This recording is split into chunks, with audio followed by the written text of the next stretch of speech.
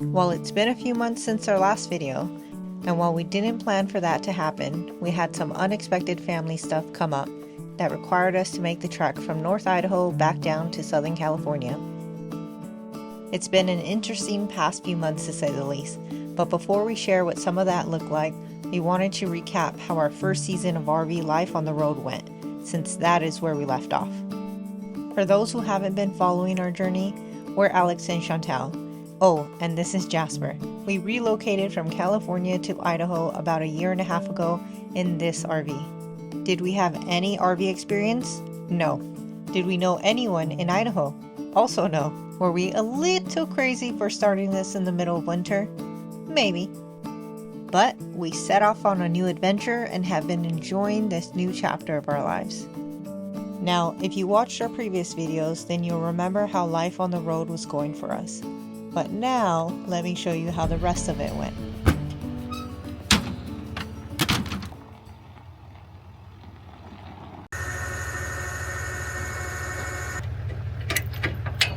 Alright, that's it for our little campsite here at Mount Hood. Saw a lot of beautiful things. We had a river just a few minutes of a bike ride away. The National Forest right behind us. Got to walk on lots of trails. Now we're off.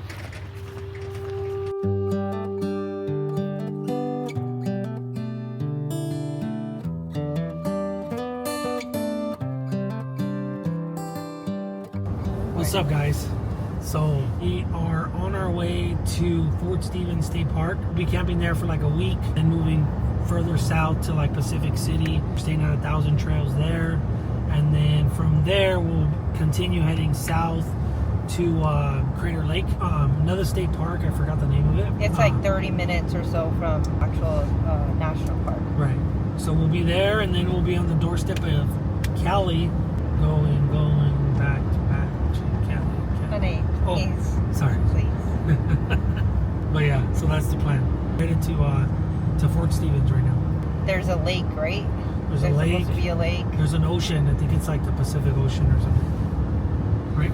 This is going from bad to worse. God. It's like 400 acres. I remember we were reading it last time. Oh yeah, and it's supposed to actually be a fort all the way back to the Civil War, which is pretty cool. And we hope Jasper likes it because he did not like the heat near Mount Hood. He's been hyperventilating here.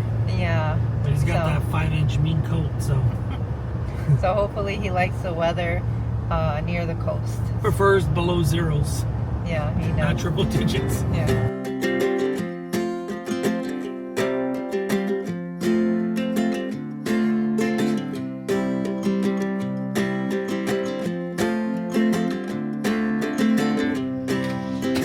You're good.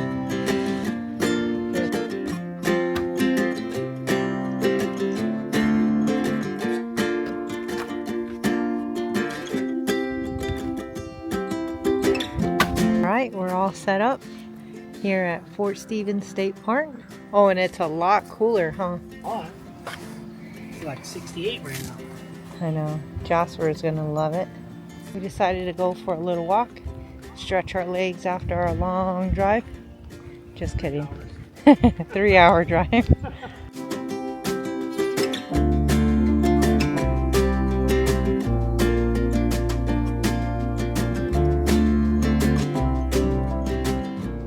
So I made this focaccia bread the other day, and Alex decided to make some little mini pizzas tonight since we're both a little tired from our travel day. We have some turkey cups, some beef pastrami, and some, what is that, mozz or Gruyere cheese? Mozz and Parmesan. Just a man in his pizza oven.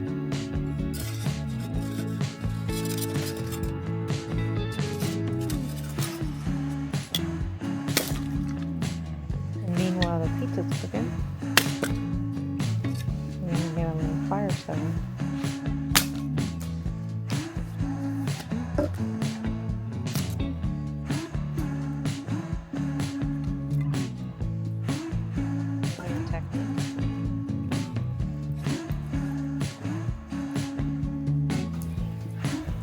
Pizzas are done.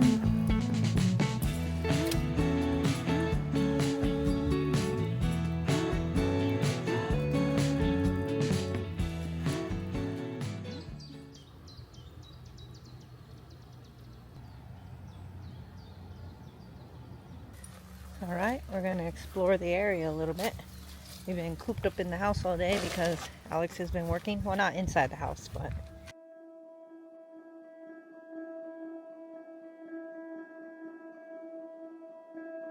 Hey, bud. Fort Stevens State Park is a pretty big state park, like 4,300 acres big. So as you can imagine, there's plenty to see and do. We decided to take advantage of their many walk and bike trails and explore the park. First up was checking out Coffinberry Lake, where you can swim, kayak, and even fish.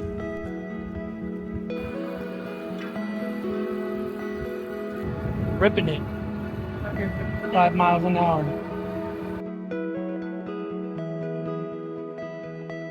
We decided to check out the south end of the lake, and it has all these cute little picnic tables everywhere.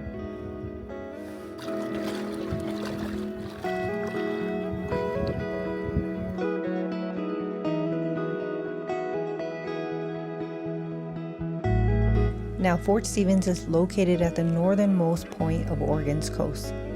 It was built in 1863 towards the end of the Civil War to guard the mouth of the Columbia River from Confederate gunboats and the British Navy.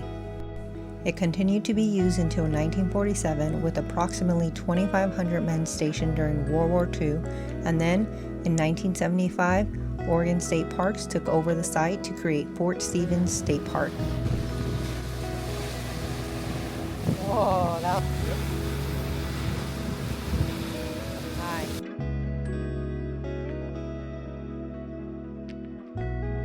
That's the northwest tip of Oregon. And that is the Pacific Ocean. Love it? I can't believe we're here. We're officially on the Oregon coast. Yes, ma'am. Since this was a military fort, we decided to check out one of the batteries. Battery Russell. Now, Fort Stevens and this battery in particular are actually known for being the only military fort in the United States to be fired upon by an enemy since the War of 1812, when it was attacked by a Japanese submarine on June 21st, 1942. It definitely felt a little eerie being there.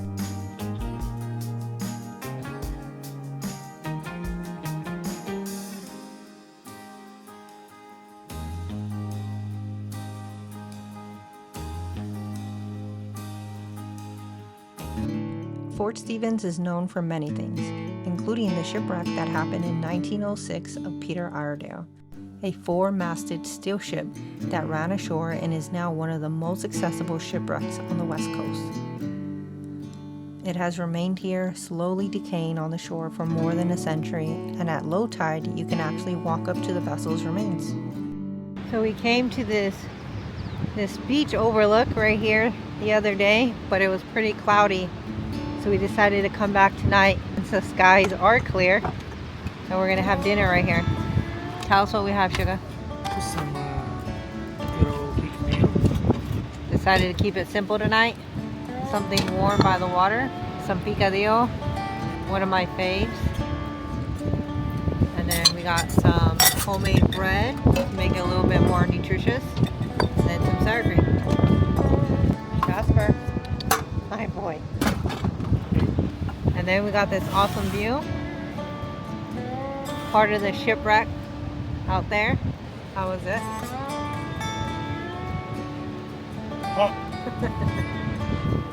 Quick. That's insane. Yeah, I got it by the door. You think it's a storm?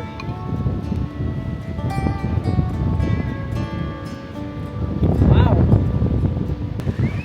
I don't know if you can tell, but it looks like this massive cloud just came in. It looks like a storm is brewing. It's winding pretty hard. Fort Stevens was one of those unexpected, pleasant surprise days for us. We actually didn't have this state park on our list of places to visit, but in trying to get back to the coast, a campsite opened up here for the week, and we're glad it did, because we had such a blessed time. Not only did we enjoy exploring the trails, but it was really the simple joys, like picking endless berries, that made this campground so special to us. Oh, I'm sorry.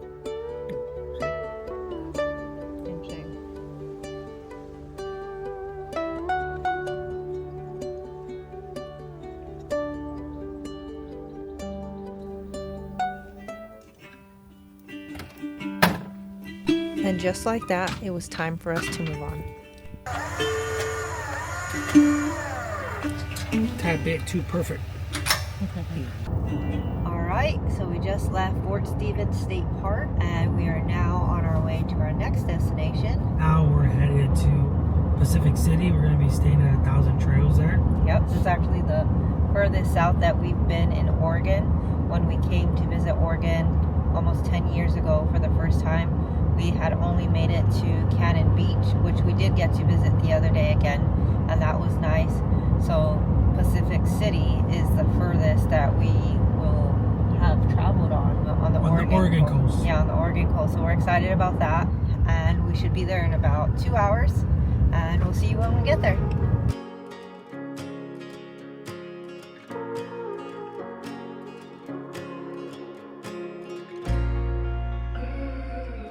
Alright, we found our campsite here, Pacific City RV Park. This is what our little campsite looks like.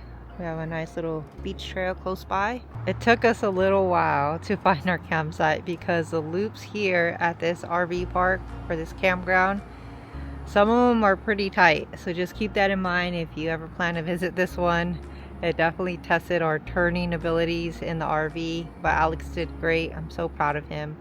The Lord obviously gave us favor. These particular weeks on the road, including this one, were a bit hard with my health.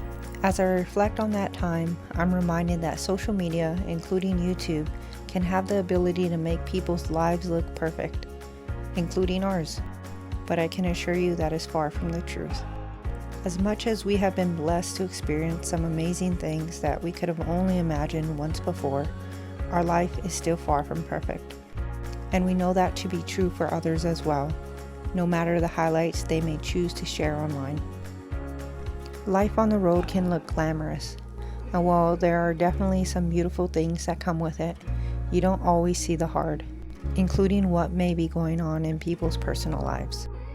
We definitely try to share both those good and hard moments of RV life, but we don't share all moments in life that are hard, because, well, they're quite personal to us, and some things quite fragile. And I'm sure just like most of you who are watching this also experience, we too have hard days and have trials in life. But no matter how small or how large those trials may be, we try to take each day as it comes and remain thankful for all that the Lord has blessed us with, because truly there is always something to be thankful for, every single day. We're taking a little trail to the beach. Yep, we've been wanting to go on this trail all week. We're finally headed today. It's a little trail, like, what, 10 seconds from our campsite?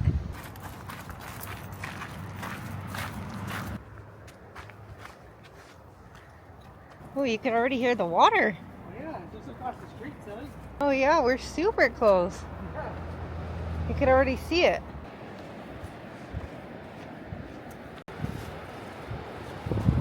Wow, look at that. That's gnarly.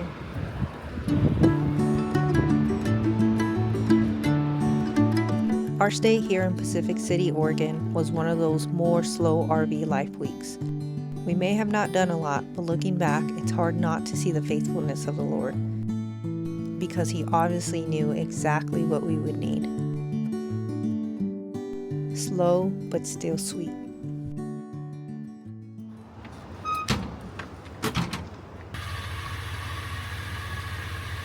Alright, have a good one. Alright, that's it for our little campsite here in Pacific City. We're off to the next one. So our plan was to head further south to Collier Memorial State Park, which would be our last stop in Oregon before crossing over to California. Now, we had been keeping an eye on some fires going on in Northern California because we knew we'd possibly be there soon. But one of the things we weren't aware of was the fires in Southern Oregon. As we were driving, we started noticing smoke in the sky, and because this was our first time traveling in the RV during fire season, we didn't think much of it. But as we continued driving, we noticed the smoke getting heavier, and we had no cell reception to figure out what was going on. After discussing our options, the wisest choice seemed to be to turn back around and head to the nearest town with cell service until we knew more about the fires. Is that showing where the fire is? Oh, that may be why. They're here. See? We're getting them, but once we get down to Collier, we pass them. Yeah, we're gonna drive through the fires, but then as we come down, we'll pass them. You think so? It makes sense why you see fire, fire, fire. That's the smoke right there. You see it? Yeah, but you don't think it's gonna travel south? I mean, I don't know what the wind will do tomorrow. Okay. So do you think we should head back then? Yeah, because see, it looks like it's blowing it east, but it blows. See the wind's blowing east right now. See, so it's blowing it this way.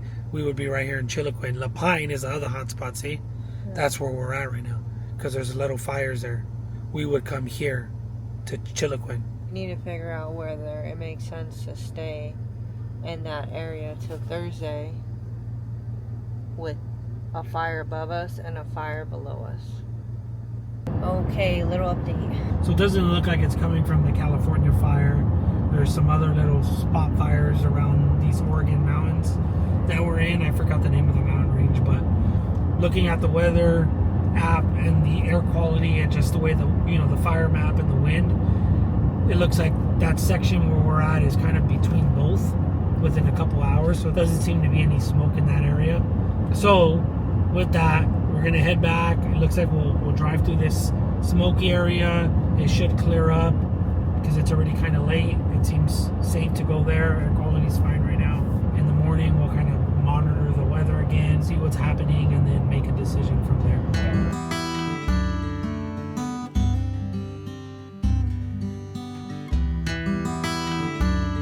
All right, we finally made it to our campsite for the night. Definitely a crazy travel day. This was our longest travel day. I think from start to finish it was estimating 5 hours. It probably took us close to 6 or 7, but thank the good Lord we're here, we're safe and sound. Now we're gonna try to have some dinner and then get some good night's rest. So it's the next day. Here's a bit of a better view of our campsite. We've been hanging out inside all day. Alex has been working. Now we're headed to a little stream to go kayaking. Looks like the forest fires haven't really come this way, so we're hoping it stays that way.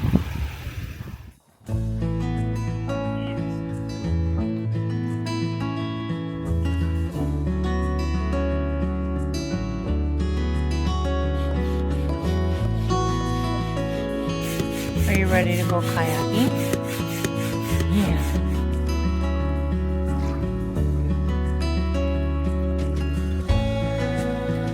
I don't know if you can see it, but the water is super clear. Like all right there is blue. Wow, this is gnarly.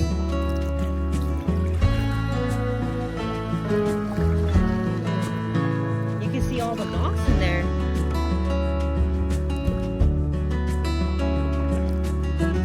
Oh, the sun's peeking through. Thank you, Lord.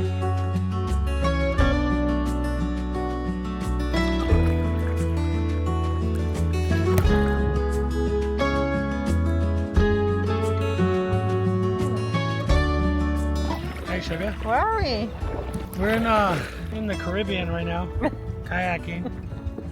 Caribbean, Oregon? Caribbean, Oregon. Yeah, Caribbean, Oregon. We'll call it that.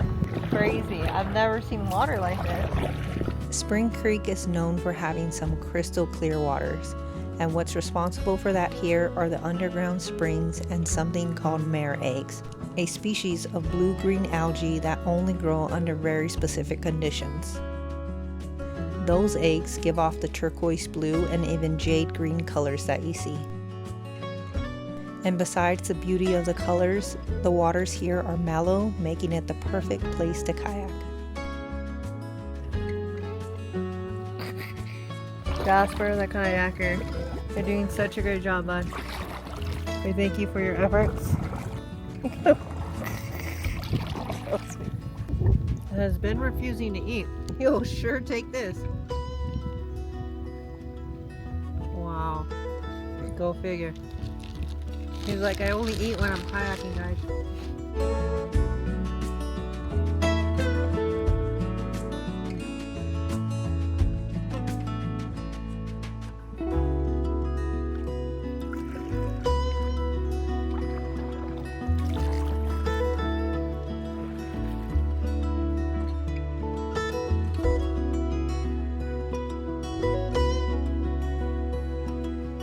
You can see the logs.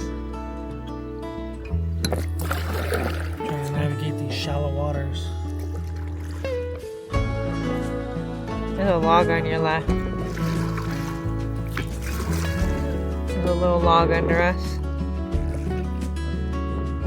Okay, we made it to the almost the end, but we're like at the 98% mark. There's a lot of logs. The water is like probably a foot and a half deep.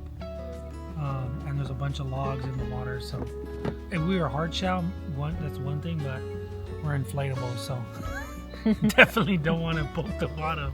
Yeah, so we're gonna head back now. I love this portion of the water. Look at how nice it is. That's probably my favorite color, blue. Dude, now when people say, oh, well, blue is your favorite, you're gonna say Spring Creek, Oregon blue.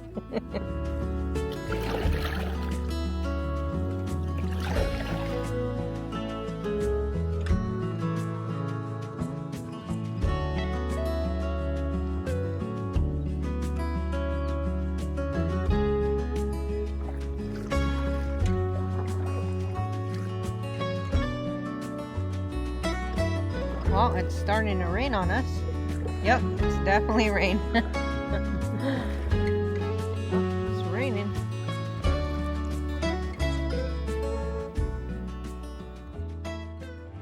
One of the blessings of RV life is definitely seeing some beautiful places. But one of the bigger unexpected blessings that we have experienced with life on the road is meeting others. You get to meet people from all walks of life. People from different states and even different countries. Some full-time RVers like us and some just on a road trip for the season. RV life has really allowed us to meet some lovely people that we probably wouldn't have otherwise. And staying at this state park was no exception. I got to meet someone who lives across the country but has become a dear friend of mine. So more than just the beautiful places, what sticks with us the most sometimes are the beautiful people that we get to meet along the way. It's time to get a good night's rest because we had one last adventure in Oregon. Made it to Crater Lake! Crater Lake National Park. Gatorade National Park. No, Crater Lake. Well, we made it back to Crater Lake National Park almost 10 years later. And it looks just as blue as I remembered. Not too shabby, just a little lake here. A little lake. Deepest in the U.S. Haven't been here in 10 years. Almost 10 years. Yeah. 2015 was the last time. Now we got Jaspy with us. Yeah. He's like, what's all this talk about a blue lake? It's not that blue. I see bluer. And we're going to have ourselves a little picnic. What do you have? Just everything but the kitchen sink?